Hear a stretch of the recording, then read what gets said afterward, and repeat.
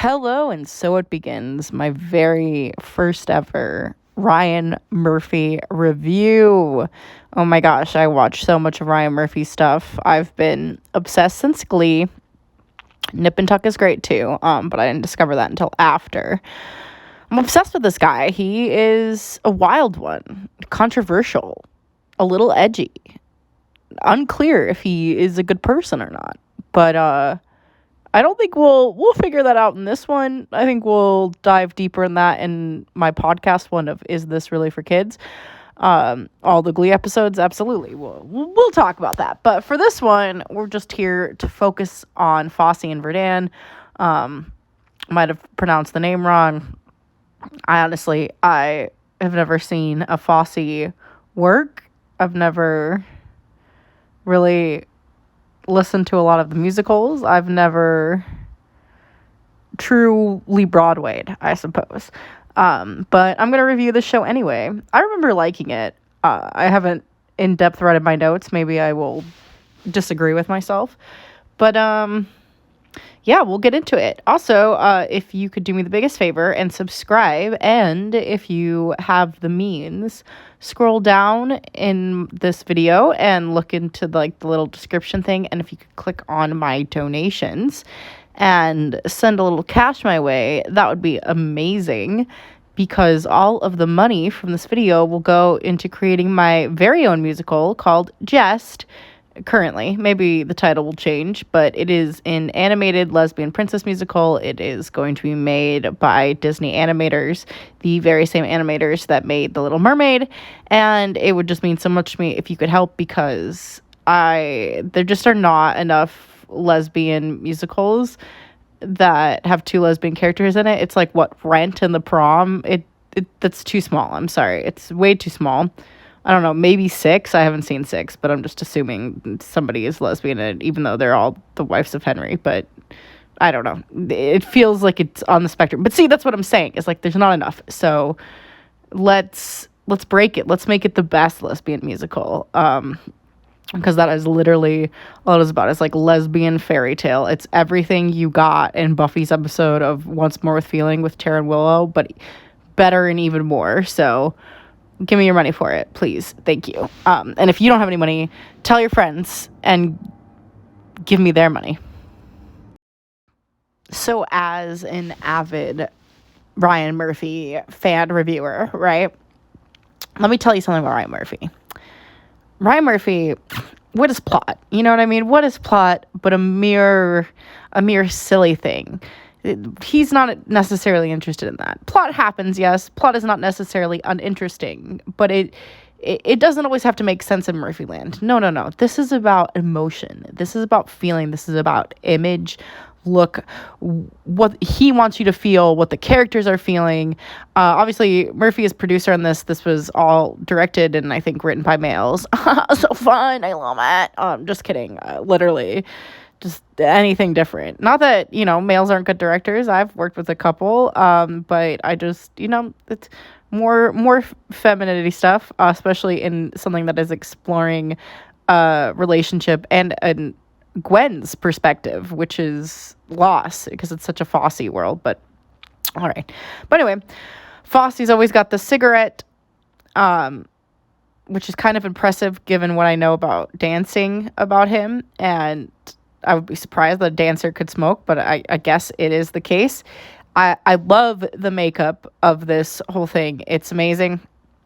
Of course, as looks are with, old Murphy.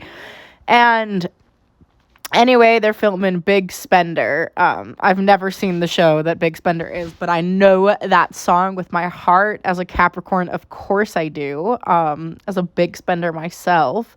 So he's directing Sweet Charity with Gwen.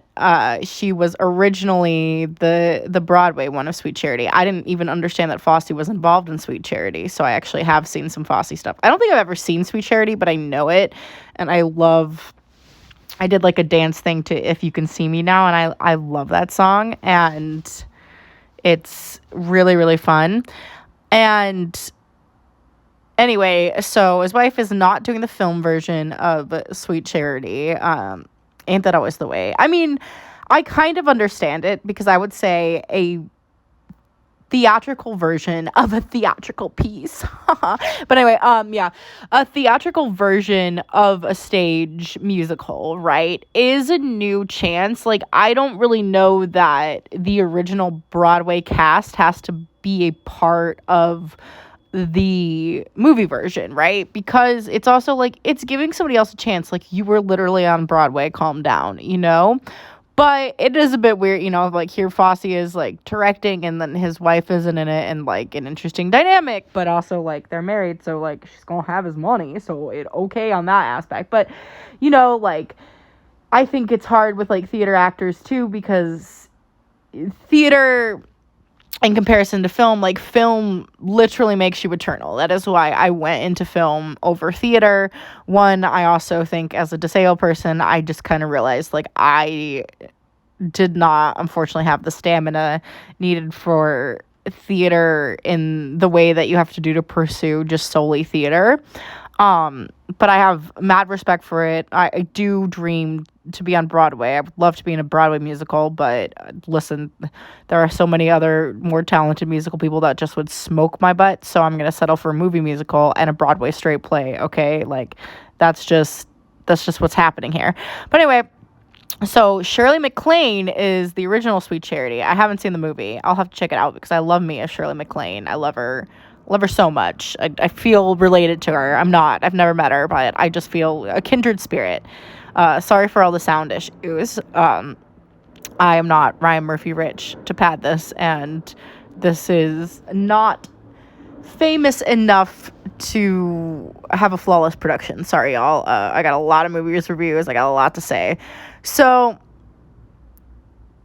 a lot of people are like flirting with Fosse because, you know, he's a big director cheese, and I think that's why a lot of men get into directing, for the power. Maybe women do too in some ways, but I think it's also a little different.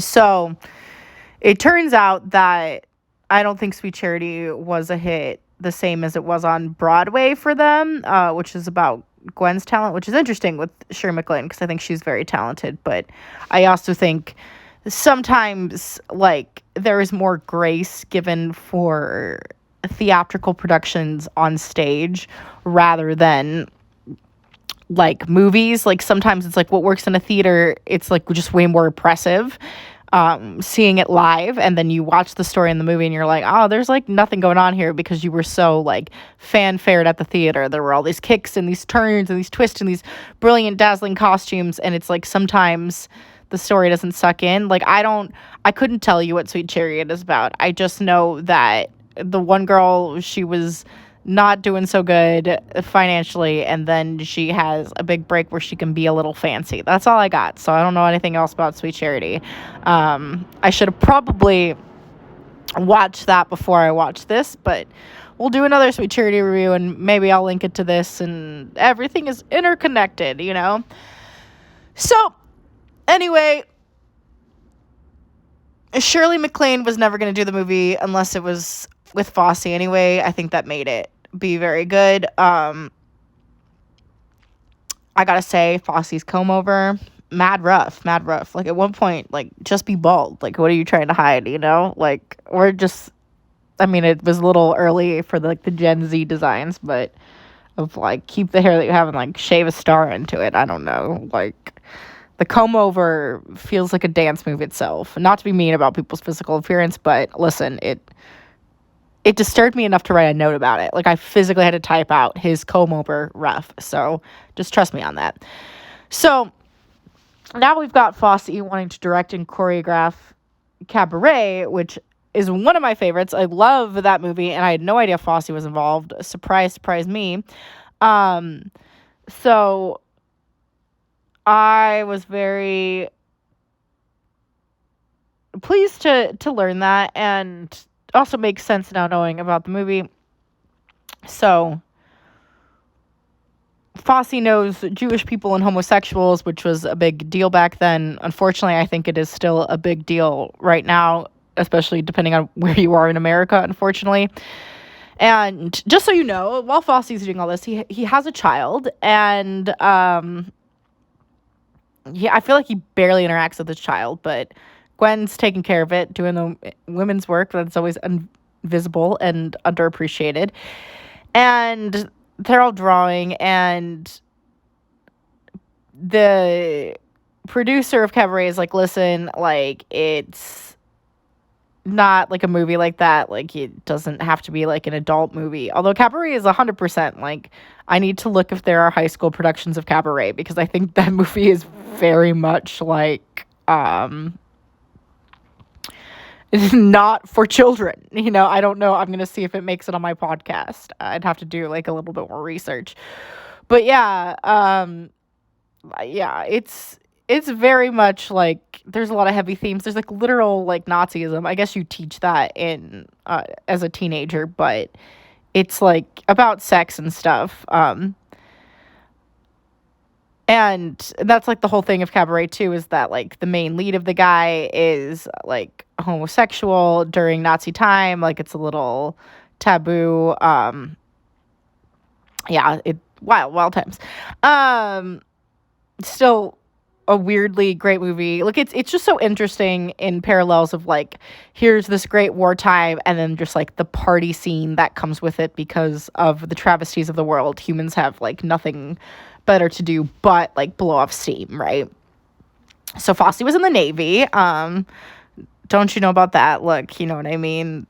There's a lot of, I would say, I've met a lot of like people who are actors who are in the Navy. I don't know what about it is similar. I mean, I'm assuming you've got to have a commanding voice, a commanding presence, and then you get in some good movement. Like, sometimes I wish I went through like an army training just for like the physical boot camp. I don't think my little disabled body would have handled it. They would have kicked me out so much and been like, you should be recycled as a person, with only the parts that work. But yeah, that at one point the National Guard wanted me, and I laugh about that every day. So he used to entertain in the Navy, and he's got like such a shit-eating grin sometimes. I think Rockwell, like, everybody critically acclaims him from his performance. I don't really know much of Rockwell's work, but I think that the acting is very compelling. That's usually not a problem in Murphy productions. Like, I feel like everybody's usually very committed to their bits, and you can get lost in his stories. There's always something, like, it's just interesting. So Bobby and Gwen, I think they both want to do Chicago, which I also didn't know that was in it. And they're all surprised that Liza Minnelli could act, even though I'm like, her mother was Judy Garland. Like, both of them, and I'm sure, like, as messed up as Judy Garland was, that, like, carried down to Liza Minnelli. And we do not talk about this, and I want to talk about it more. I don't know why there's been no deep dives on that, for what I know of, like, because it's inevitable, right? Like, if Judy Garland was in all of this turmoil, like, it had to pass down to Liza Minnelli. And I think it took me a long time to even notice that they were related. But now that I know, it's like, you can see it. You can see it in their eyes. Like, I think it is impossible to come from a mother who is in pain and not be a daughter in pain to some degree, right? Obviously, you can choose your own destiny, but I believe the way that I have now seen Liza, knowing she was Judy's daughter, I think that she carries some of it, because of course you could. That's like, you were literally in the womb one. You were literally a part of each other. Like, I think it just carries on. So anyway, you know, Fosse is under all of this pressure. This is why he's kind of become this like workforce machine, is because he's had mentors that told him pretty early on is that there's always somebody better. There's always someone working harder that can replace you. And whew, I mean, it hurts, but it's true, right? It's so true. There's always gonna be something better. And I like to have that humble me, even though it also cripplingly paralyzes me, because I'm like, well, then what's the point? If I know that there's somebody better, then maybe I should just like stop and not do anything, right? But no, I don't you can't live like that, right? Like, life would be way less fun. You got to try anyway and be like, well, why not me too? Like, there are so many people who are not the best at everything. Like, there are so many famous people who book lead roles, right? And they're not that good of actors, but it's just the sheer audacity of being like, I'm gonna show up and do it. And why not you, right? That's how I get out of that thought. But it is harrowing, like, to learn that and to truly, I think, understand the competition of capitalism. I mean, I personally think, like, we made up money, we make up these jobs, we make up our little tasks. I think there's enough room for everybody. Like, I really do. Even in this industry, like, there is enough room to have your chance. Like, the scarcity stuff is all, like, studio created. Anyway, that's my little soapbox for the day. So anyway, Gwen is trying to direct, maybe be in a straight play, because she just wants to be not defined by her man, just please wants to escape that, wants to be her own person. And Gwen is tough, and honestly, I think way more interesting than Fosse, and became my favorite instantly in this first episode.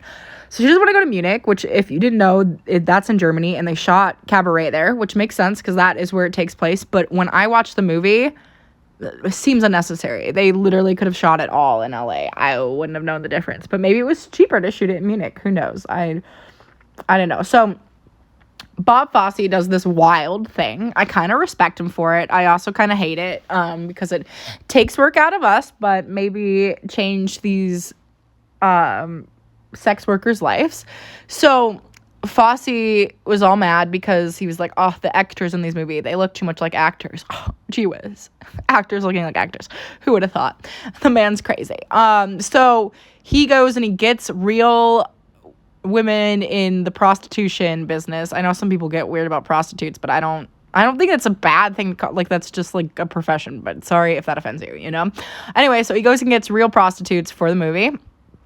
And it's pretty interesting. Like, he picks, like, older women, and I think that does give, like, the vibe of Cabaret, because there is, like, a creepiness to it, which is needed. And, like, I like gothic kind of horror stuff, and I'm always appreciative of, like, older people getting roles, because every day I'm not instantly successful as a young person. I'm like, I could be the old lady in the movie, and that's just what I strive for, I'm like, I'm really gonna hit, like, in my 90s, y'all, I am gonna book so crazy, my YouTube channel will be like, what? And I'll be like, guys, I'm so sorry, I'm like 90 and I can only focus on one thing.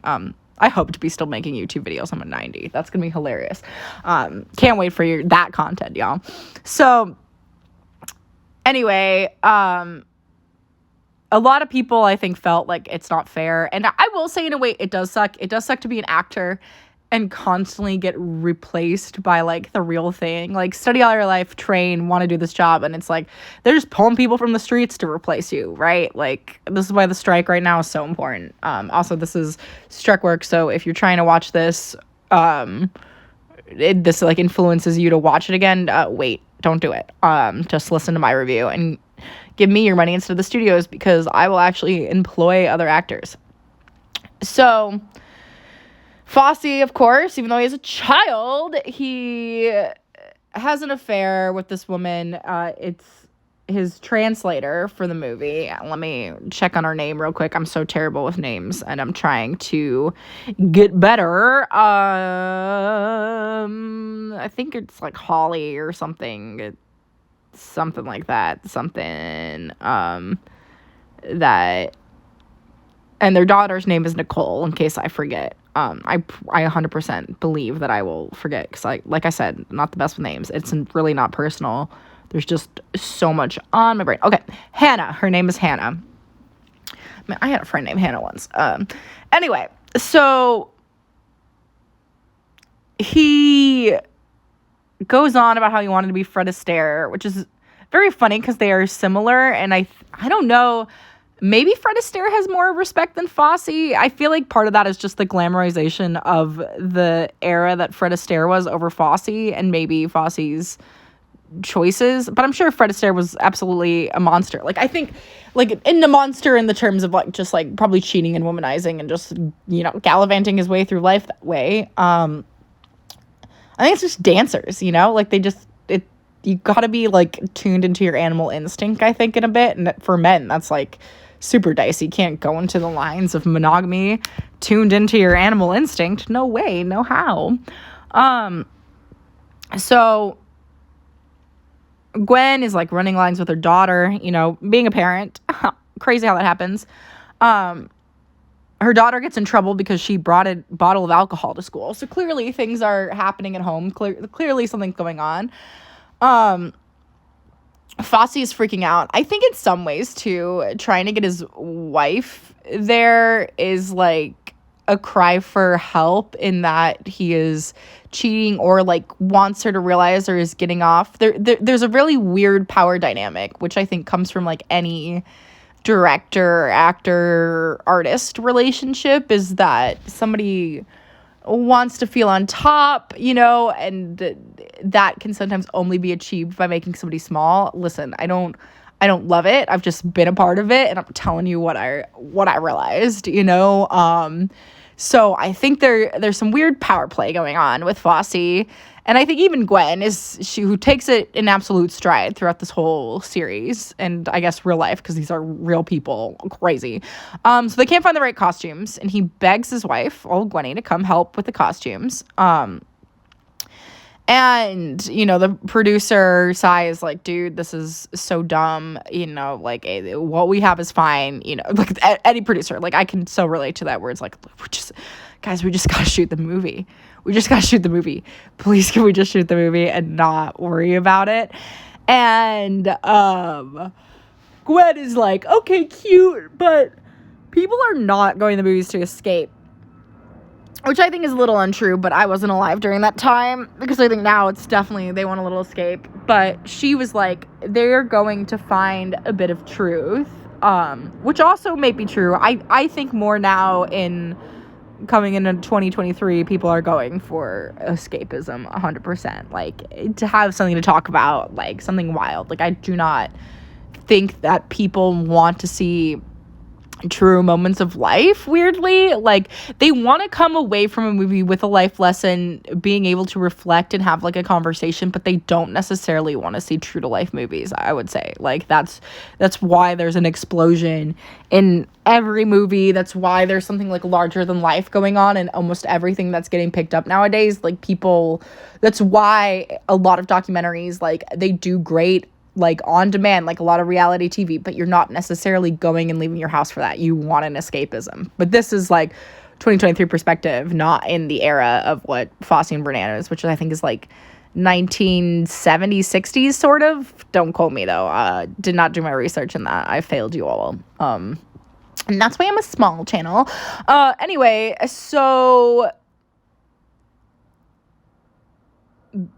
Gwen is like, I'm gonna go get you the best gorilla suit, and so she goes and she does that. I would say the tension in the scene, like, where they're doing the cabaret number, very, very good. Like, you just really get that this man is unhinged, right? There's just something going on here. So Neil Simon's wife is Gwen's friend. It's such a small world of celebrity, you know. And that's the whole thing. We're talking about Neil Simon. I want to know about Neil Simon's wife. I want to know all about these great men in musical theater and all these. I want to know about their personal life. So let's dig deep. Like, how is the artistry of that? But anyway,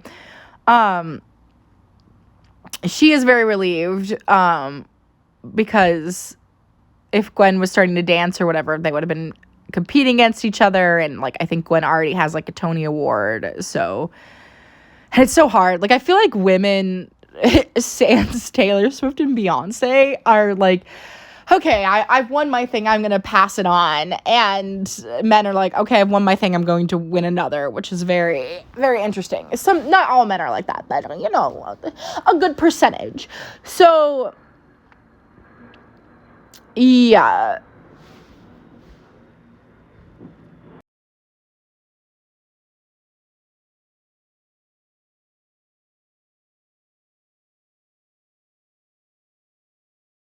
Anyway, the reason that Gwen is with Neil Simon and his wife is because she caught old Fosse in the act in Germany, and, you know, Neil Simon's wife, because clearly Neil Simon is lover, if you've read his works, she wants them to reconcile, but also knows that they are competing with each other. Like I said, weird power play at work. Ironically, and maybe even tellingly, Bobby and Gwen, like, Gwen was not even interested in Bobby, right? Like, she was just like, no, I hate him. He wants me to audition. Absolutely no.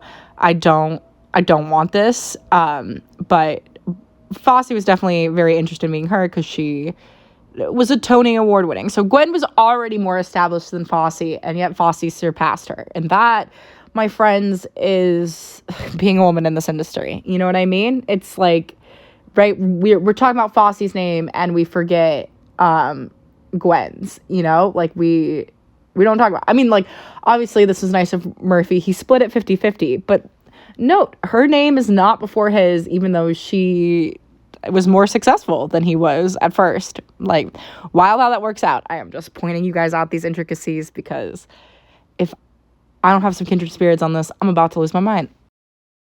At the time, old Fosse is already married to another actress. Just, you know, red flags. A little alert there, right there. There's a little red flag in the sand. And so he does this Whatever Lola Wants striptease. Oh, this is a great scene. It's good. It's amazing. Just watch it. It's really nice. Gwen and Bobby realize that they both grew up dancing in burlesque houses. I think Gwen was 14 when she started hers. Fosse was 13. Which I want to point out is maybe a little young for burlesque. You know what I mean? Like, because burlesque is so adult. Burlesque is so 18 and over. And you've got these young teenagers. Something's going on, right? They don't go too much into it, but something is amiss. So remember that actress I told you Fosse was dating at the time that he met Gwen, and the whole affair thing is happening, and they're doing numbers and sex so fast, and they did the whole number when they had planned for 16 bars because they're so attracted to each other. But anyway, yeah, so you know that wife of old Fosse's, back then, first wife, she is diabetic. She is super suffering. She can't even get up. He has to carry her. And whew, yeah, cheating abusers they're really something else. But Gwen just feels so sad. You know what I mean? She's having this affair with him, and it all comes to, like, a realization of, like, I am having an affair with somebody who is sick, right? Like, my luck is different, but that it could be reversed. As a disabled person, this is a thought that often scares me whenever I'm in a relationship of, like, they are going to find something else. And I've kind of even made peace with, like, polyamory because of my own disability, because it does suck. Like, there are illnesses that take your sexuality with them, and it is just, that's how it goes, you know? And it's depressing and awful, and it's rough. But I really appreciate Gwen for being like, no, I'm not, like, I have to stop this. This is not good. Like, she shouldn't have done it in the first place because it's somebody's wife, but you get caught up, especially with abusers or like people like Fosse. He's a cheater, and that is abuse because it's lying and it's manipulation, and people can get hurt with sexual diseases. And if not everybody's on board with it, right, it is abuse, because you could have a conversation and make people on board with it. Like, it's lying. It's not good, you know? So just putting that out there, because I think we don't label it as it, but it is.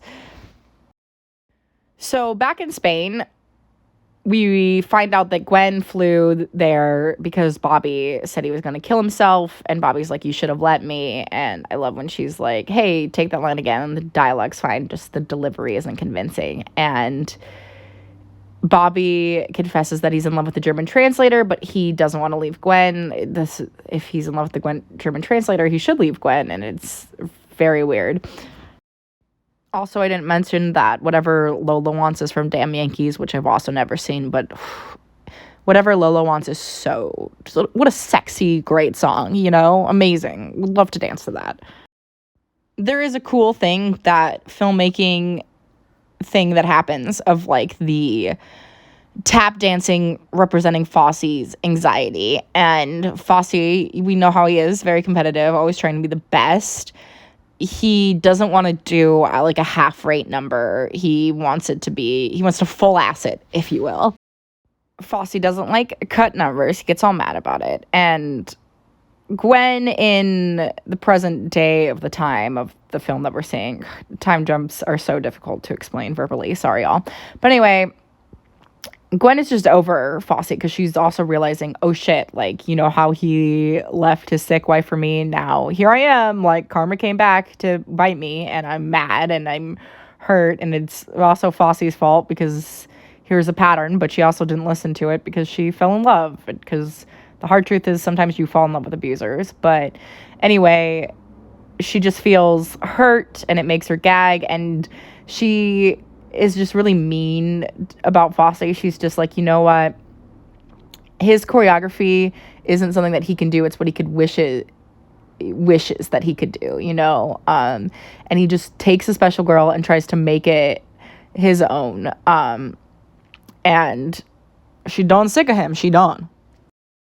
And I just want to talk about how kind of everything in musical theater is connected, because I didn't know, and I consider myself a pretty decent musical theater fan. I'm definitely not as big as some people, and I'm drawing away from it more because I've been listening to some Broadway songs for like a decade at this point, and very few Broadway songs that are new make it their way back and matter to me. But anyway, so the guy who did Damn Yankees also did The Pajama Game, which makes sense. They're kind of similar, even though I've seen neither fully. And I also want to correct that the diabetic wife was not Bob Fosse's first wife. In fact, it was the second, making Gwen his third. There are more red flags than we had ever imagined, y'all. Ever imagined. And in effing fact, when Joan, his sick wife, met him, he was married to another girl in the chorus. So there is a pattern. It's mentally. Also, Michelle Williams is very good, but we all knew that. I would say the only time I've seen Michelle Williams and been disappointed was the one about Steven Spielberg, whatever. I'm blanking on the name, but I'm doing a review of it, so you'll hear more in detail. But I just kind of felt like she's been pigeonholed. Like, I've seen her do that part a bunch of times, and it might be that that's just like she loves doing it. That's where you thrive. Like, she's got the beat, she wants her paycheck, and she's going, or she's just particularly drawn to those roles because they feel therapeutic. Any number of reasons, and it's still good. It's not like she's bad. It's just like I want to see her, I think, a little more different, and I feel like I've already seen her in the part that was the Spielberg movie, but this one was very good. This episode is all more about Gwen, even though it opens up with Fosse struggling at editing Cabaret, and right now I'm in the middle of post for my first feature, and I gotta tell you, yep, it's absolute hell. It's so hard. It's so hard. He himself he's got under 4 hours edited, and also Fosse was involved in Pippin, which was a huge success. If you also know, I've also never seen Pippin. I'm so into musical theater, has never seen a musical ever, apparently. And Fosse hates Gwen's straight play, and he wants her to like go back to like Cabaret, and he hits on her, and she's done with him, and she's just like, you know what, like, fuck somebody else. And Fosse is forced to hang out with his daughter because, of course, like, this one Vulture writer tried to be like, oh, I hate the way, like, people try to portray him that he's, like, a sleazebag, and that's not entirely the case. And it's like, he could be a charming sleazebag, old Vulture writer, but he's still a sleazebag, capital S. Like, he can be a talented, and he obviously has issues that he's working out. Maybe he has, like, I don't know what he's up to nowadays, right? But, like, definitely, even if it was like, oh, that's just like men of the times here, it's like, it doesn't matter. He was doing some things that they're not okay. It's not so good. I don't agree. It is abusive and it's not all right. But anyway, so Gwen drops Nicole over there because it's cheaper than getting a babysitter. And meanwhile, Fosse is on this weird drug concoction because tortured artist, of course, we all struggle. And he wants to give Gwen the Pippin part of the mother, and she's like, yeah, maybe I'll audition. And he goes to fuck his assistant, but he doesn't share any drugs, which is, like I said, just a toxic man. Anyway, Gwen then is infuriated because she comes home to her daughter alone on the bed with a man, and she went through a lot of abuse as like a younger dancer. Like her dad even like shamed her for like shaking her behind and saying that was all she was good for. And so she's been in a lot of situations where she's had to kind of like sleep her way, like especially this was like before the Me Too movement. Like that was just like part of the business. Like men could not see female performers as talents. Like they wanted a quick fix, and that was like part of the job. And if you wanted it, like you did it. And I think a lot of people shame that, like, oh, you should have your moral high ground. And it's like, what moral high ground when I'm starving because it's the only thing I can do, and I'm depressed if I don't do it, and the only thing I have is like, it's one terrible night that, yeah, is gonna stick to my body, but I could be more than that. Like I can evade it with my talent, you know, like even though it doesn't work that way, but it just sucks. It's like the situation is impossible, the circumstances are this, and you're forced into it, and then you're shamed by your own community. So amazing. Love being alive at this present day and time and being shaped by the past. So poor Gwen had gotten pregnant, and she was on the up and up, and she didn't want to marry this guy, so she gave away her firstborn son, which is super hard. And they rushed the heck out of that storyline, I gotta say. And it irritates me a lot because I was an abandoned child. Like, my dad wasn't there for me. And I want more stories of that perspective because we are so erased from this society and just turned into sob stories and not, like, given a platform that intricately looks at everything. And like, I'm probably gonna have to write it, and I don't want to. I just want to make my stupid daddy issues documentary that I'm just gonna leave on YouTube that's 5 hours long and be done. And maybe that will just be my contribution because I recognize that I'm too close to it, but I do wish somebody would just do it. You know what I mean? I wish that somebody would just go there. Like, stop. I don't care what adoption agencies are saying. I don't care about all of this. I don't care about all the plethora of, like, they don't want that corruption exposed, or you don't want to shame or make somebody feel bad because they left their kid and maybe it was for the best. It's like, it's not. It's complicated. It hurts, and I want deeper, and I was denied, but what can I expect from Ryan Murphy, you know? He hurts me and others in many ways. So Fosse again, struggling, lots of notes, editing Cabaret, always a lot of notes and posts. Woo! And he upsets Gwen because she's trying to audition for a TV show because she is getting older, you know, can't keep up musical theater wise, so she's moving into like the guest star realm. And there's this one monologue, and he's like, well, make it about a little girl because you don't know about raising a little boy, and that like hurts, right? Oh, like stomach, gut to the punch, woof, you know. And she just is upset with him for that, noticeably so, but it's rough. And she ends up though helping Fosse with Cabaret editing because he's stuck, and he is too obsessed with himself, and Gwen has like more assuredness, like is just a little easier to come to decisions. I think Fosse is just stuck in his anxiety and also drugs, you know, and so she is able to help him with the Cabaret editing, and she does this, and it's very interesting because you're like, why would she do this to somebody who's treated her like crap? And it's just kind of the like, unfortunately, everybody at that time is treating Gwen like crap. Like, there's no solution for a woman, so you settle for like the best you can do. And like Fosse, while she's never going to get the credit, I mean, I guess she's kind of getting the credit now because we can see in the series, like, she helped edit Cabaret. It would have never happened with Fosse. It would have been forever, you know? She helped ground him, and she doesn't get what she deserves, but she gets something out of the relationship with Fosse in that he needs her and values her creativity, because even in the new audition that she's doing, she's kind of like shamed for her musical theater background and being like, oh, you can't choreograph this. And, you know, there is an adjustment to that type of acting. And I think especially when you're a star in the musical theater realm and you come to the film and you expect to remain a star, but you start on ground zero. Like, it's so bizarre, you guys. Like, with acting, if you do any facet, like, I could have credits on TV, I go into voiceover, all of a sudden I'm new, even if I had a bajillion credits under my name. Like, it's like every little avenue you do of the art, you start completely from scratch. I think this is a way in a lot of, like, businesses, too. Like, it's, even though it's, like, similar, it's different, and you're still, like, bottoming it, and that can be, like, very frustrating.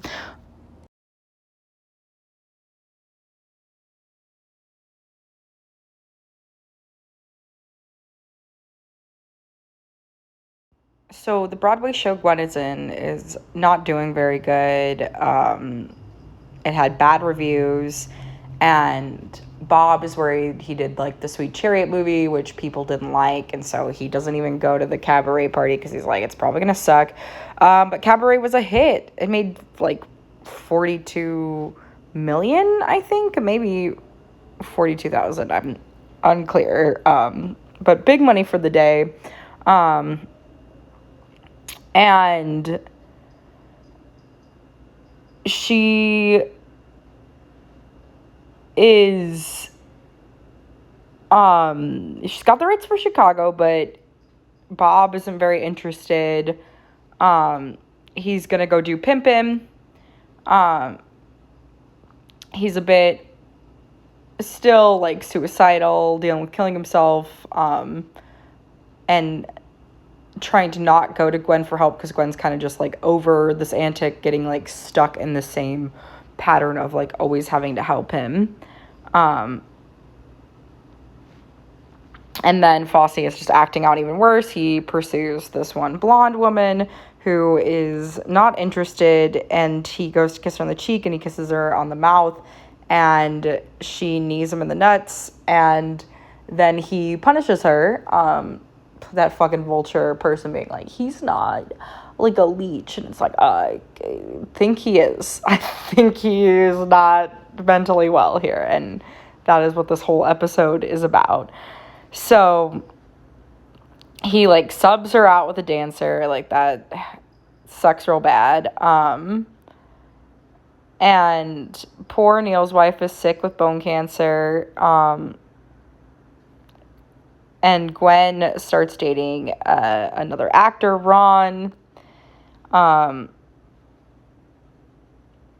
And the poor girl, like, wants her part back in Pippin, and so she's like, is like, okay, sure, Fosse can ask me for a drink. It just sucks so bad. I don't want her to do that. Like, just no man is worth it. No part is worth it. Like, and even when it was a part like that, like, I feel very blessed to be in a world where I can create my own work and not necessarily need somebody to do it for me. Like, I'm glad I got past that, because it's really, really hard to be in that situation. Fosse wins, like, 2 Tonys for Pippin. He won an Oscar for Cabaret. He's gonna win an Emmy for Eliza with a Z. His daughter loved Cabaret, and he didn't thank his daughter, but he's got 3 Emmys. So, I mean, part of it is, like, it's a hard one, because I'm sure it's, like, really hard to thank everybody, especially, like, Fosse is obviously doing drugs, is impaired. But it is hard. It's like, you don't even mention your kid. It's just like, she's clearly not a priority. And Bob has, like, a bad night. He goes to Gwen, but she's in bed with her boyfriend Ron, who then, like, socks him in the nose, because it's weird for him to get in the middle of the bed, and it was probably jarring at night. And so then Fosse has this, like, kind of pimpin' montage where, like, people are jeering at him, and he's gonna kill himself. He's gonna jump out of the window, but his daughter sings the song, and he pulls back, and he kind of reminds himself that, like, oh, I do have something excuse me, sorry. I do have something to live for. It's my daughter. Like, I herder, I could be a father. I need to get myself well, because he is living in a hotel room. And so he calls 911 and puts himself in a mental hospital. So Nicole makes a picture for her dad in the mental hospital. I'm almost wondering if I should have put this on my children's podcast, but I feel like Nicole is such a prop that it's not really her story. Like, we don't really ever super know how she feels. We just know that she's unnerved by this. So basically, Fosse's just, like, he's not talking, which is, I guess, real life. He was, like, nonverbal in the mental hospital, like, really had pushed himself. Then we cut to later, where they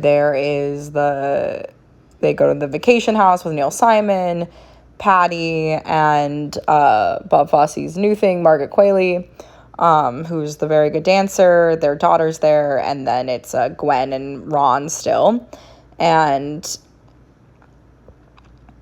he had only been, I think, a week at a funny farm was what they call it. And I would just like to say mental hospitals are not funny farms. Farms are actually way more funny than mental hospitals. And it is dumb. I don't even think there's any sort of farming done. Like, I feel like mental hospitals are just close to prison. And you either use them for the escape of reality, but they still are not, like, fun. It's not like a spa. Maybe rehab's different, but I don't know. The doctors wanted Fosse to stay a month, and they wanted him to take a year off of work, but he is trying to make this Lenny movie, which is about this comedian that basically got canceled before there was canceling, and it was a 1960s comic, Lenny Bruce. It landed him in jail for, like, public obscenity, his comedy. So he liked it because it was, like, about, like, going against the establishment. So he doesn't want to do Chicago. Nicole ends up smoking because of, I think, the tensions between her parents. And she ends up throwing up her pickles and the cigarettes, which is not great. And then all of the men talk about how they lost their virginity to prove how manly they are. And Ron's virginity incident is really innocent, where Fosse lost his virginity at the burlesque club and was, like, raped as a 13-year-old, and they, like, took turns, and that somehow proves his manhood, and that is what is wrong with the patriarchy. I hate it. But Fosse's just kind of feeling done with bullshit musicals. He's big time winner now. And we're starting to realize that Gwen is very ambitious as well. I think I realized that earlier, but the reviewers at this point, and from the stuff I've read, are like, oh, wow, Gwen's actually ambitious. And it's like, you can tell that in her eyes, day one. Like, Michelle Williams came prepared. But basically, she's very much like, whatever Lola wants, Lola gets. That's Gwen. And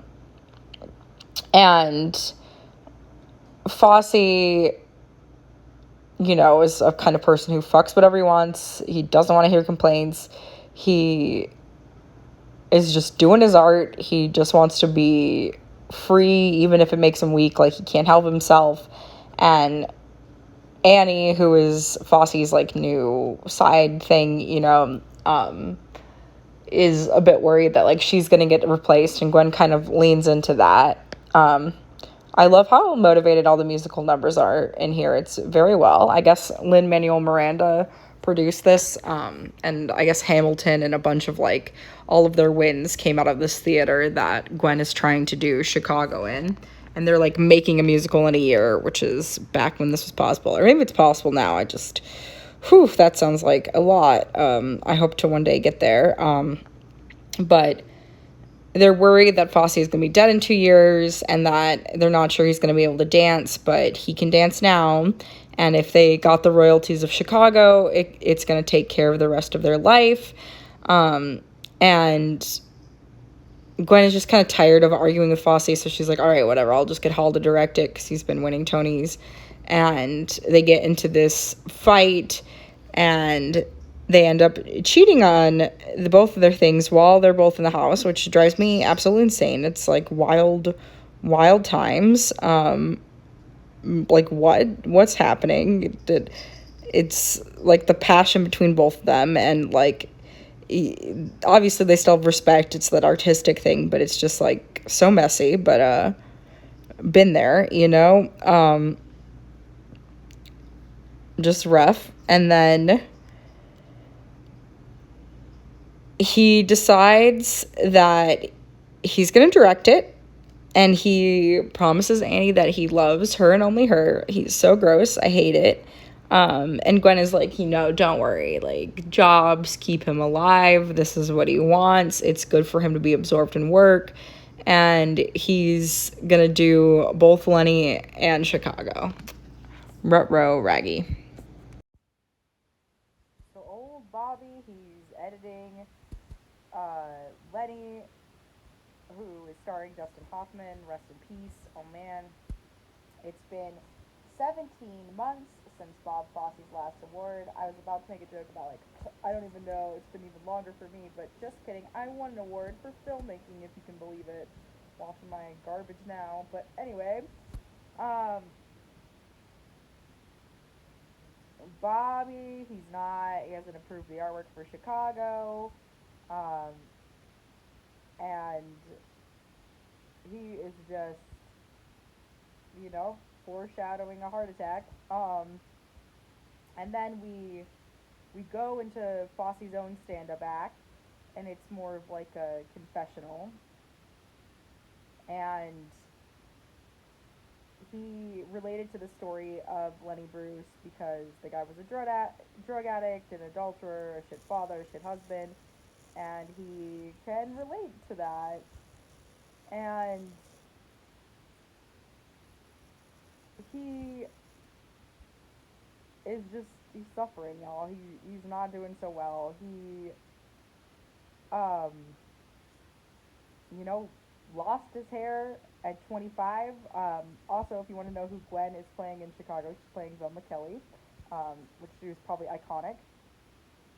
And yeah, so Bob lies to this doctor about his drug use and then literally has a heart attack, and Gwen pretends to be his wife, even though it's really Anne. And it's kind of silly that he doesn't want to be vulnerable and show this side of him to Anne because one way or another she's going to see him like this, and he's all nervous about Lenny coming into the theaters and them, like everybody seeing it without him not being there. And even like the doctor wants his autograph, which would be so weird being in a weird health situation. The doctor is like that. And then Gwen is also signing playbills with Bob's autograph. And they're saying, we should find another director because he's not going to necessarily recover from his heart surgery. And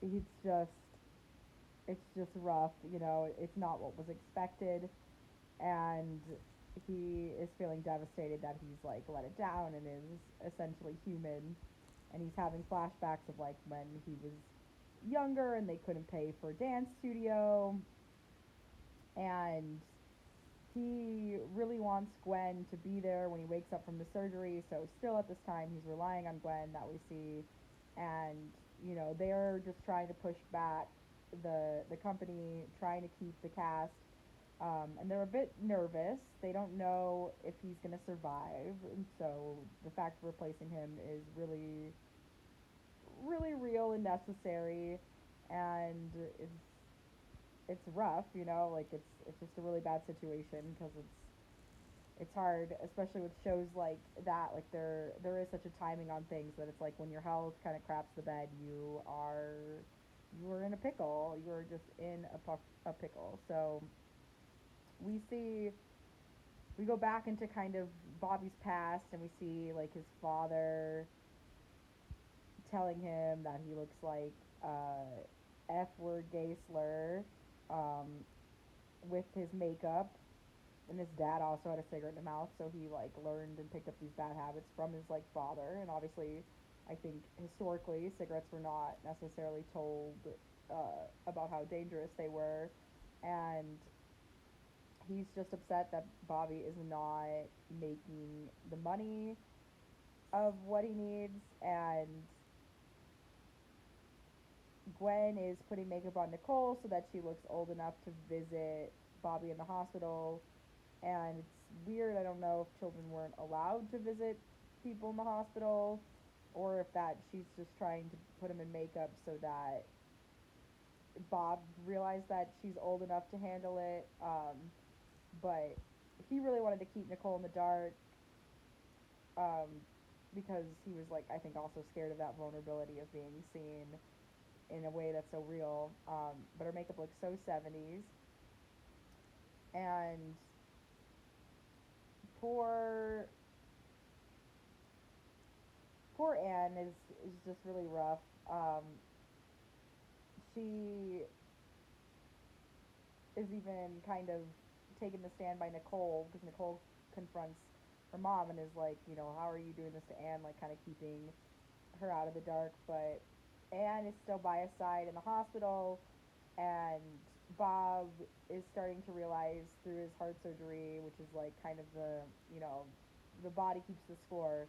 He's remembering that he was R-worded, raped. I'm just gonna say, because I kind of hate the censoring of it, to be honest. And that he was like 13 when he was like fucked by a 40-year-old, and in some way he thinks that's what messed up his heart. And Anne comes in and is sleeping by his side, and he is in this weird triangle of pleasure, confusion, and shame. And he asks Anne to fuck him after surgery because he wants to make sure that he's still a man, which is hello trauma ruling us. And it's very rough. And yeah, it's just like I totally get it. I feel like I've been there, but it's hard to see. It's hard to see his insecurity. When you're healing from this, your mind is not in like the best place ever, and it's just it's just really really hard. I feel bad for him, abusive or not. Like, it's hard to see people suffer, and he kind of ends his stand up of like, what is the difference between sex and applause? And you only applaud something that you love, which is dang, that cuts. What a line! And there is so much tension. It's so uneasy. Of course, to add even more pressure on his heart, he is cheating on Anne with an office girl. How lovely! Totally not an abuser. That Vulture article writer was so right. Fosse is also on half a pack of cigarettes and also does drugs. And he says, he makes jokes like, oh, you're gonna have that heart attack, and then like, oh, it's gonna happen. And even he wants to go see a doctor, which means it's getting bad, because he's kind of considering shutting down the show. And he sends Anne home to his daughter Nicole, who grew up pretty fast. In this recap, they just kind of they pushed that very very fast. It's not really her story, so that's why it's not on my children's podcast. But he doesn't really want Anne to see him this way. So Gwen is sneaking Bob's friends into the hospital because obviously they all think this is the end, and she honestly snuck in Nicole. I thought she had grown up fast, but I guess the history of the thing is that she dressed up their daughter to make her look older because I guess the ward had no kids allowed policy. Although also very weird because the doctor totally asked for his autograph. So definitely a chill hospital, I suppose. And because Gwen is incredibly awesome, Bob wants her to be there when he wakes up. And because Bob is Bob, he keeps pushing the company back, even though everyone is nervous that he's not going to survive and they really want to replace him in Chicago. And Bob opens up about how, his dad was always also smoking and would tell him that he looked like a faggot. Hard F, guys. Sorry about that, but I don't know. I have a very weird relationship with the F word in the gay community. I don't know if we're reclaiming it or what. It's also a cigarette in Britain, so, you know, what do we do? But anyway, his dad was always disappointed with the cash that they were making. This is the only thing that I know about dads in my dad history, is that they're always upset about the amount of money that they're making. I think even if they make a lot of money, they're just upset. And they're trying to keep Nicole in the dark, like that she will be fine, you know, like her dad's fine. Nicole looks so 70s. I'm in love. We then revisit that he was 13 when he was raped by a 40-year-old. And in a way, he thinks that maybe that's what messed up his heart. And he has this one line of like, it's pleasure, confusion, humiliation all at the same time. And it screwed up all of his relationships for the rest of his life. And I hate to also say, as a rape victim who was raped even younger than Bob Fosse, I'm like, why is this true? Why does this feel so real? So Bob begs Anne to fuck him after surgery because he wants to make sure that he's still a man. This makes Anne extremely uncomfortable. She's clearly not in the mood to have relations in this way. Like, he's literally sick. This episode has so much tension, causes you to feel very uneasy. So after Anne is done with that, like, a man kind of asked her why she's upset, and she's like, oh, my husband is in there, even though that's not technically the truth. Like, they're not technically married. And then we see Bob subbing in for Dustin Hoffman in the Lenny biopic, and there's a lot of, like, mutual stuff about how he feels like he should have died young, the habit of dragging projects out longer than is reasonable or cost effective. And there's this one beautiful line about what is the difference between sex and applause. And the answer is that you only applaud something that you love, which, dang, you know? And it's very interesting because you can see, like, kind of the effect of the rape on Fosse even through the over-sexualization of the dances. There is a little bit of blame on Gwen that I do not think is fair, saying that she hounded him into doing Chicago. But he was doing a lot of unhealthy habits before then. And a lot of Bob Fosse's work is just, it's very intense. Like, even Chita Rivera says, you know, she felt aches in parts of her body that she didn't know existed, but she was like, you know, we're never better. And Bob Fosse is just a character, you know what I mean? He grumbles that, like, he should have played Bruce himself in Lenny, because he always thinks that the any source of, like, production problems is that he wasn't starring. And he often, like, trash talks his work, hoping for compliments, and also, like, bracing for disaster. So, unfortunately, Fosse gets out of the hospital and then is back to his old tricks of drugs, sex, and booze, this time in the form of fucking a chorus girl in the show. And she's, like, throwing stuff at him at one point, and he is trying to get drugs from a dancer. You know, all the great things we love him for. And Gwen still has approval over all things Chicago, the artwork, cast, the director.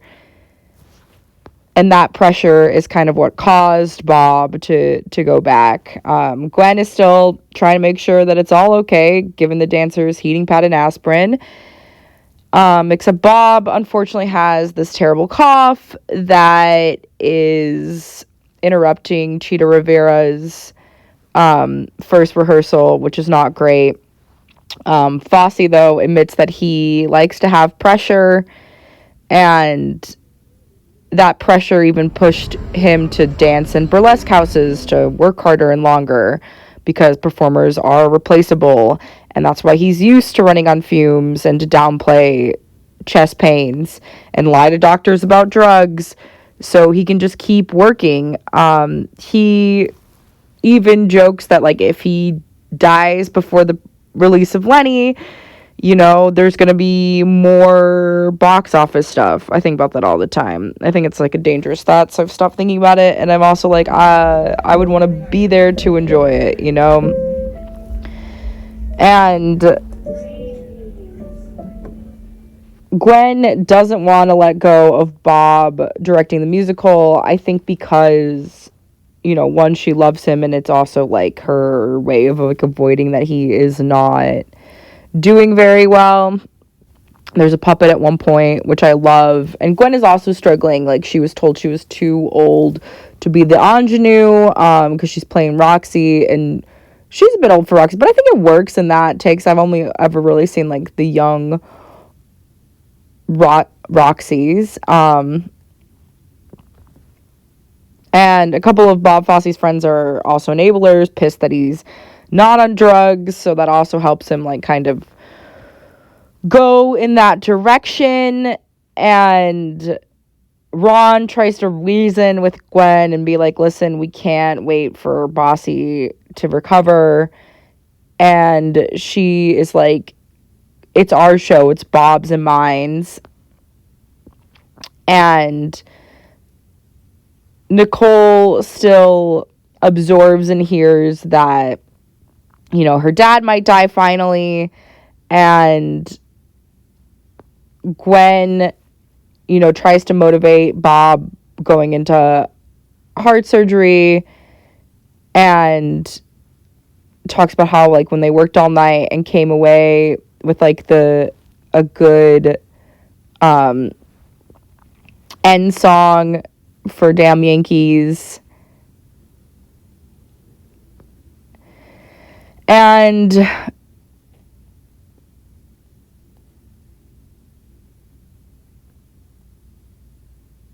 yeah, it's tough, babes. It's tough. Not so fun. So after Bob is caught with this dancer, he proposes to Gwen with a candy wrapper and suggests they have a baby. Thanks. I hate it. It's the worst. Bob's heart attack did not soften him. He is harder to please than ever. He makes Cheetah Rivera and the ensemble do all that jazz over and over, and they want less musical comedy and infuse it with the energy of murderers and liars, which I do think is what works for Chicago. Is that almost makes it funnier is how serious it is, and you also get, like, lost in it. The production also took $1 million insurance policy on him, covering their bets. And Roxy and Billy do the entire number seated as if she's a ventriloquist doll, due to Gwen needing her body more limber because she's older now, as you know. And as you get older, you can't dance so good. And Bob wants to get his hands on Direxidrine. I don't even know what that is. He's asking everyone to help him, a rehearsal pianist, a young chorus girl, and Patty, who gets so mad and says that she's going to deliver the worst eulogy if Bob dies from being addicted to drugs, because it's not fun. Oh, that's what I meant by I love the puppet. I love the ventriloquist of Chicago. It's one of my favorite things ever. And sorry, this review is all over the place. I know there's bad sound, so forgive me. I'm doing my best, and I gotta do it even when it's not great enough. But yeah. Anyway, Bob and Gwen are not doing so well. They're arguing about the show's ending during poor Nicole's dance recital. And Ron likes watching Nicole perform, but she's really sad that her parents aren't paying attention. And they are trying to change the end number. And Gwen is accusing Bob of being like, you won't give me a closing number because you don't think I can carry it. But Bob is like, okay, yeah, you can do it. And then Bob is asking a dancer, goes to her apartment to get to score drugs, and everybody in the dance turns out that they want Gwen to get her wish, which is nice of them. We love supporting the girl boss. We love that. And then it doesn't end up being Gwen's moment because they do a duet and Cheetah doesn't even want to do it, but she finally agrees because without Verdon, there would be no Fosse. And Verdon gave Fosse the careers, but doesn't necessarily have the respect of doing that, which is partly the times. Also, this is just I think even our times, like, women are just not respected. And I think because Bob was raped and feels upset with women, he never has like full trust, and I think resents Gwen for carrying him. And Gwen is threatening firing Bob at this point because she's just done. And nowadays it's technically, because that's the ending song of Chicago, like it is mostly sung by Roxy, but there's like a dance number between Velma and Roxy. And everybody's waiting for reviews, ignoring their daughter. So nice of them. And they had a lot of trouble conceiving. They were thinking about adopting a baby in Rochester.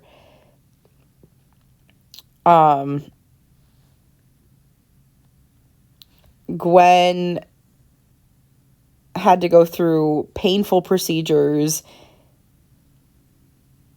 trying to conceive, and she's done so much for this guy, and he's such a sad character. But I get it, like, it messes you up when you are in a sexually abusive situation so young. And Gwen's victory and good reviews are short-lived because, unfortunately, for Chicago, she ends up getting blisters on her vocal cords and now needs surgery, and she'd be 6 weeks out of the show. And they're going to let Liza go on while she fixes her voice and let the show continue, and they just want her to rest. Unfortunately, old Times, who I have a lot of problems with, but we'll get into that at a later date, leaks that Liza is gonna be taking over for Gwen. And Gwen is just really upset. Like, her vocal stuff could be because of the misfiring of a confetti cannon, and she really wanted to secure Nicole's financial legacy. And Bob really wants her to take care of herself. And now that the Times has leaked that Liza is going to be there, it's not going to be Gwen's show. And they contrast this current illness with the pregnancy of Nicole in her past. They were going to adopt, but Gwen faints and now she's expecting. I honestly thought for a second Nicole was adopted, but I was like, why do they have the same nose? I mean, maybe they just like tried to pick a baby that looked like them, but I don't know, fam. But anyway, she was never really adopted, and Nicole ends up being a miracle baby, and Ron is taking care of Gwen while she's on vocal rest, because that's, I guess, just not Bob's sort of thing. I do love Liza as Roxy. That sounds honestly amazing. Wish I could see it. And Gwen is very pissed after her surgery because she is like, you know what, Bob, you never wanted me. Like, you always wanted it young, and you replaced me. You never thought I could carry it. You wanted this young star. And Bob is like, yeah, I thought you could do it 15 years ago, which is just so rough. But he can be the star at whatever age he's at, right? Like, what is this? And Bob kind of defends the time, saying that it's going to be good for the show. And he is just upset because he's like, well, I added steps that Gwen now couldn't do. And Bob has now made Gwen, like, super self-doubt herself. And Ron is like, Gwen, you just need to quit because Bob's a big betrayer. But Gwen is not going to do that. With these new reviews, the show will run forever and set Nicole up with royalties, as Joan's death made her concerned about parenting. But Gwen really wants to build the career legacy she's consumed by. And she is barely paying attention to the daughter she's leaving it for, but I guess it's like sort of her future. It's a little weird. Liza like left a note on her mirror, which was very nice. But Gwen is not having it. She just tosses that aside. And Nicole's middle name is Providence, which is honestly a pretty good name for a middle one. And Chicago is pretty much an end to their stage partnership with Bob and Vernon. The song You Simply Can't Do It Alone is really hitting right now. But yeah, it's really sad. It's really sad that Fosse is just so abusive. Patty had a heart attack, and Bob is all upset because poor Gwen, it's who upstaging has really his own truly heart loved attack. him. That's just the kind of person he is. And Patty is explaining to Bob that the problem with his movies is that it's his endings, because his heroes don't change. And all that jazz is about Bob's life, and it's the same exception. And Patty wants Bob to change the ending and realize that it was Gwen the whole time. And Bob is like, he knows that it's Gwen, but he also wants his ending to be true. Like, he's kind of a mess up. And Patty's like, listen, like, it's not about truth. It's about what's satisfying. And it's like, if you want the truth, go to a priest instead of a playwright, which I kind of like, because I feel like acting is always told about how to be, like, truthful and all of that, but it really is about what's being entertaining. And sometimes the truth is not entertaining. Sometimes the truth is too heartbreaking. And Gwen doesn't see Bob the same way that Patty does, because she's kind of in a constant power struggle with him, and he also disrespects her, I think, more than Patty, because Patty is not necessarily a threat to Bob. And when you strip away that kind of competition, you can just get people who understand each other, flaws and all, and love each other, that they want to fix all their problems, but love them even when they can't. And Anne is moving out, and is going to actually take over the work of Roxy in Chicago, which is very weird, but like, of course, like, especially during that time, it is all who you sleep with. And Gwen doesn't think it's weird. She just thinks it's familiar at this point. And he wants to hear from Gwen that his choice matters, that he matters. And Nicole is living with her dad because no early curfew, because her mom's strict and obviously cares. And he asked for her help to workshop a song called Mr. Bojangles. It's so touching, the two of them dancing together. And it's really nice because we haven't seen him really connect with Nicole yet. And it seems like he really wanted to. He just never knew how. And then he finally found it through dance. Gwen is desperate for work. And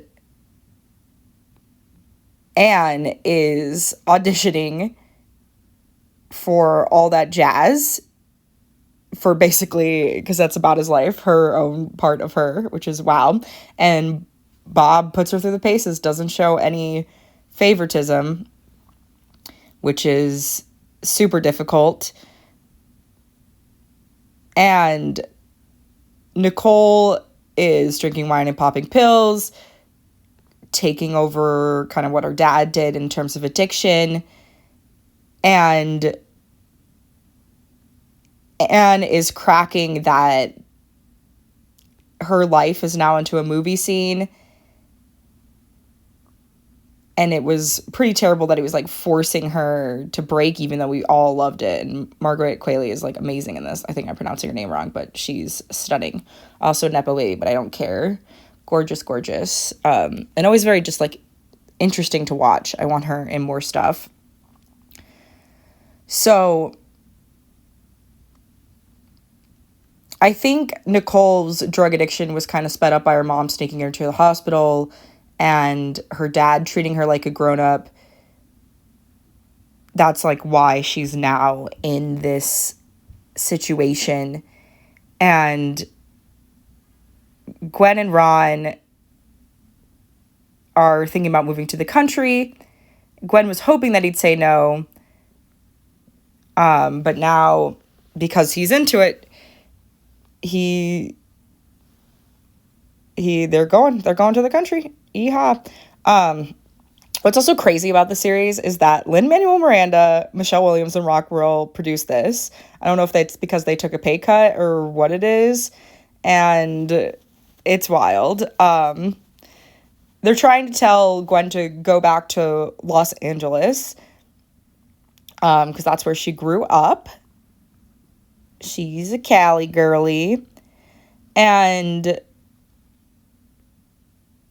Lin-Manuel Miranda has a cameo. He is the one who played Bob Fosse's character Joe Giddon and All That Jazz. And Nicole ends up moving back with mom.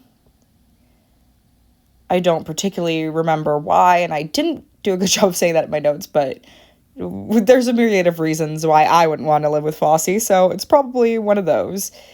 And Nicole could go to school out in the country, so maybe it's that. Maybe she also wants to change. Maybe she's like thinking she's going to bring drugs and that it would be cool to look at nature rather than cityscape, which is very true.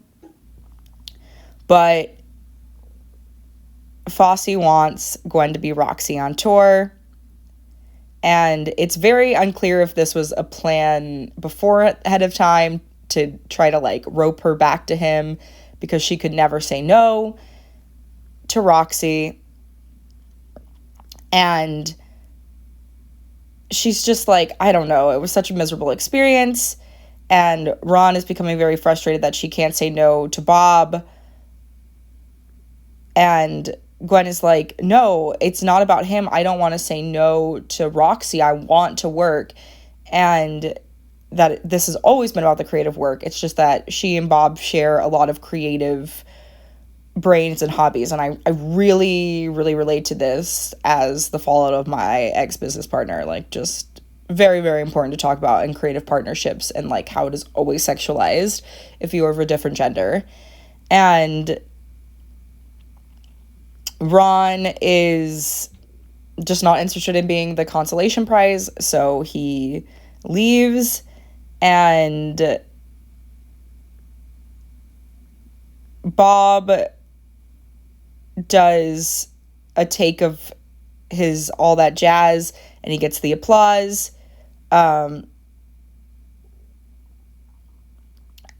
And he just realizes that he's still unhappy. Like, it's never satisfying to him. And then we see Gwen raising money for Staten Island Postgraduate Center for Mental Health, which is very beautiful. Great job, Gwen. The incredible person. The person I stayed for in the series. Because Bob Fosse irritates me because I am too close to too many abusive men my entire life. And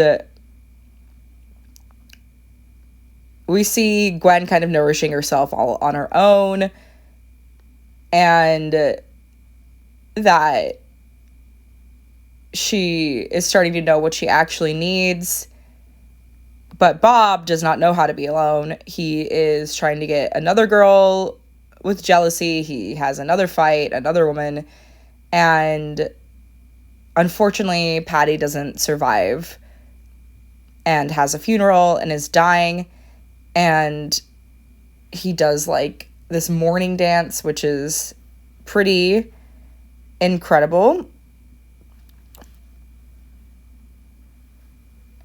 And Nicole wants to try to make it as a performer.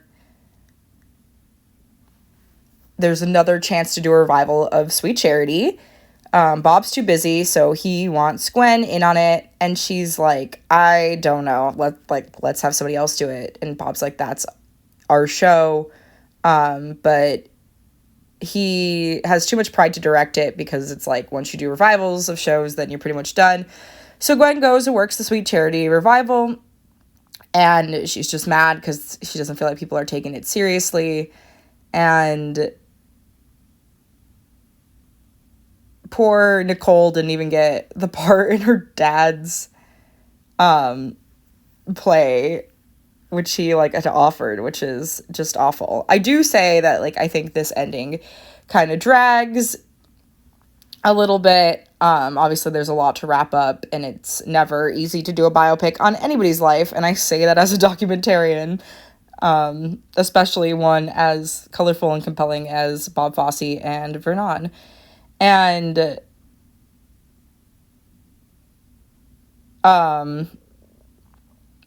Gwen shows kind of that choreography is not just dance, it's storytelling.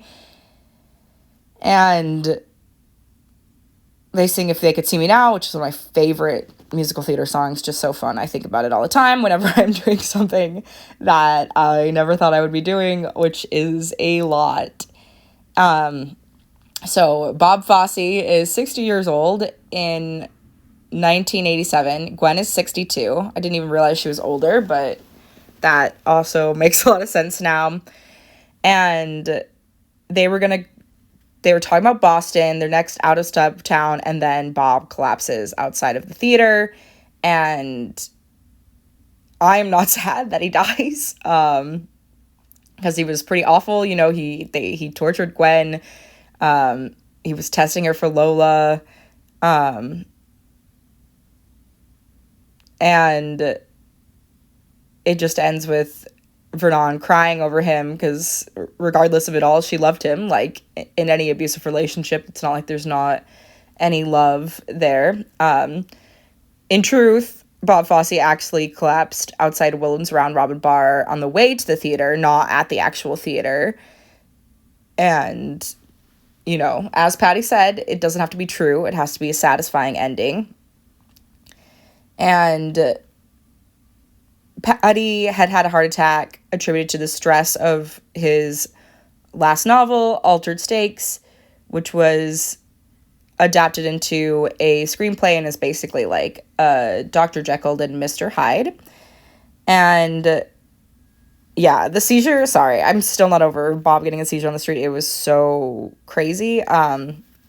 Even though I'm not mourning his death, but it was like struggling to watch. We all know that Gwen basically created him and doesn't get the credit, but all that jazz was very much autobiographical for Bob Fosse. I haven't yet to see it, so I'll have to check it out. Anne Ranking did end up playing Kate, the person based on her. Jessica Lange is in this, played Angelique, and Leland Palmer played Audrey Paris, which is the role after Vernon, and she had also played Fastrada in Pippin, the role in which Fosse had wanted Gwen in, but she had not wanted to play Pippin's mother. And it also featured another Pippin person, Ben Vereen. And Anne Rankin has had Tony nominations, basically kind of following in Gwen's footsteps. Yeah, I honestly really did enjoy it. I always like anything that Ryan Murphy produced, and I think Levinstein was also in it, and he, as much as both of their characters, sometimes I'm like, what's happening? I don't know. But I respect their artistry. I think they set a lot of trends, and yeah, I really liked it. I'm excited to see other stuff that I didn't even know Fosse was involved in. Like, I had no idea about Sweet Charity. I had no idea about Pippin. I had no idea about Chicago. Where other people ended up, poor Nicole, she danced, but she still struggled with addiction, which is just like hard genetics, also environment, because I'm sure when she was with her dad, that didn't happen. But she began the process of recovery in 1995 when I was born, and she fell in love and has 3 sons. Gwen moved and 2 months after died in her sleep. She was 75. But I really did like this, and if you want more reviews, I'm wrapping it up because, oh my gosh, I've been talking for over an hour. I mean, this was like 8 hours thing, so I did it pretty succinctly, I would say. I tried. Sorry that the quality kind of went in and out of this one. I appreciate you if you've made it to the end. Please consider subscribing. My quality will get better. I made this while I was traveling, and I had a lot of storage in my phone, but I have kind of a purpose. Please follow my social media. Please buy from my shop. All of the money goes to helping able to maintain this and hire other creative people, particularly people who are BIPOC, Latinx, Asian, AAPI, more rather, or disabled for my entertainment company, and making sure that as an artist, everyone gets a fair chance. All right, have a good one, and make sure you subscribe. Bye.